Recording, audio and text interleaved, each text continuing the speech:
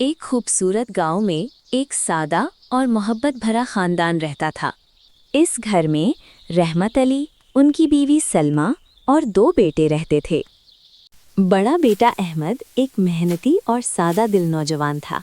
वो अपने माँ बाप की खिदमत और घर के कामों में हमेशा आगे रहता था। छोटा बेटा हसन बचपन से ही बड़े ख्वाब देखता था। वो पढ़ लिख कर शहर जाना चाहता था। वक्त गुजरता गया और हसन तालीम के लिए शहर चला गया। गांव में अहमद अपने वालिदैन के साथ रहकर मेहनत करता रहा। चंद सालों में हसन शहर में बहुत कामयाब और अमीर हो गया। और इसी दौरान रमज़ान का महीना शुरू हो गया। ईद आने वाली थी। रमज़ान के दिनों में गांव का माहौल बहुत रूहानी और खूबसूरत हो जाता था। गांव के लोग इफ्तार की तैयारियों में मसरूफ थे। अहमद भी दिन भर की मेहनत के बाद घर वापस आ रहा था। उसके चेहरे पर थकन साफ नजर आ रही थी, लेकिन उसके दिल में अपने घर वालों के लिए मोहब्बत और सुकून था। घर पहुंचकर अहमद ने आराम करने के बजाय फौरन अपनी माँ के साथ इफ्तार की तैयारी में हाथ बटाना शुरू कर दिया। दूसरी तरफ शहर में हसन की जिंदगी बिल्कुल बदल चुकी थी और वो एक अमीर और मसरूफ इंसान बन चुका था। वो अपने दोस्तों के साथ बड़े बड़े शॉपिंग मॉल्स में घूमता और महंगी चीज़ें खरीदने में मसरूफ रहता था। शहर की इस मसरूफ और चमकती हुई जिंदगी में उसे कभी कभी अपने गांव और वालिदैन की याद भी नहीं आती थी।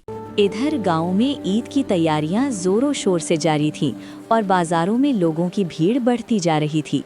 लेकिन अहमद के घर का हाल मुख्तलिफ था, क्योंकि उनके पास ईद की तैयारी के लिए बहुत कम पैसे थे। ईद में सिर्फ चंद दिन बाकी थे और अहमद अपने वालिदैन की खुशी के लिए बहुत फिक्रमंद था।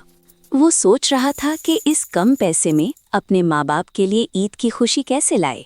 अगली सुबह अहमद हमेशा की तरह जल्दी उठा और मेहनत के लिए खेतों की तरफ चल पड़ा। वो दिन भर सख्त मेहनत करता ताकि कुछ ज्यादा पैसे कमा सके। शाम को वो थका हुआ मगर उम्मीद के साथ घर वापस लौट आया। घर पहुंचकर उसने देखा कि उसकी माँ ईद के बारे में खामोशी से सोच रही थी। बेटा अहमद, इस बार ईद कैसे गुजरेगी? अम्मी आप फिक्र ना करें, अल्लाह सब बेहतर कर देगा। इसी दौरान शहर में हसन ईद की महंगी शॉपिंग करने में मसरूफ था। उसे अंदाजा भी नहीं था कि उसके गांव में उसके अपने घर की हालत कैसी है।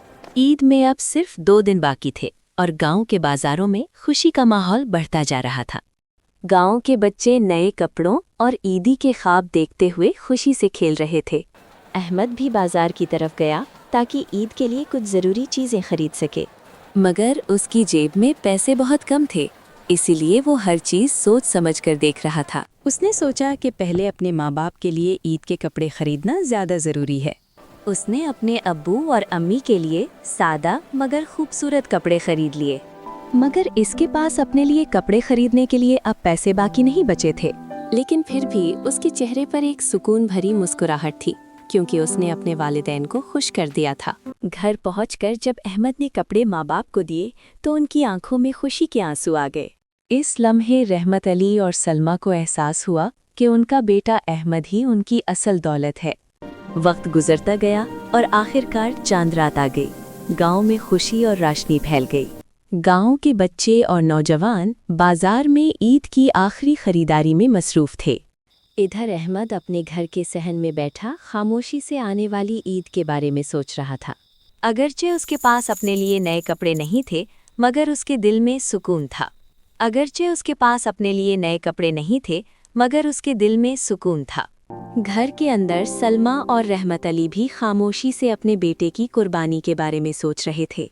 हमारा अहमद वाकई बहुत नेक और फरमानबरदार बेटा है। हाँ, अल्लाह हर माँ बाप को ऐसा बेटा नसीब करे। इसी दौरान दूर कहीं से एक गाड़ी की आवाज सुनाई दी, जो गांव की तरफ आ रही थी। घर के सहन में बैठा अहमद भी दूर से गाड़ी की रोशनी देखकर हैरान हो गया। चंद लम्हों बाद वो गाड़ी आकर रहमत अली के घर के सामने रुक गई। दरवाज़ा खुला और उसमें से हसन बाहर निकला, जो कई साल बाद गांव वापस आया था। हसन भाई, आप वाकई वापस आ गए? हाँ अहमद, मैं वापस आ गया हूँ। अहमद की आवाज़ सुनकर रहमत अली और सलमा भी जल्दी से बाहर आ गए। अबू, उम्मी, मैं वापस आ गया हूँ। ये सुनकर सलमा की सब्र का बंध टूट गया और वो अपने बेटे की तरफ बढ़ गई। हसन की आंखों में भी पछतावे और मोहब्बत के आंसू आ गए। अबू, उम्मी, मुझे माफ कर दें, मैं आप सबको छोड़कर चला गया था। हाँ बेटा, हम माफ करते हैं। हाँ बेटा। रहमत अली ने हसन के कंधे पर हाथ रखा व मोहब्बत से उसे तसल्ली था। बेटा, माँ बाप के दिल में हमेशा अपने बच्चों के लिए मोहब्बत होती है।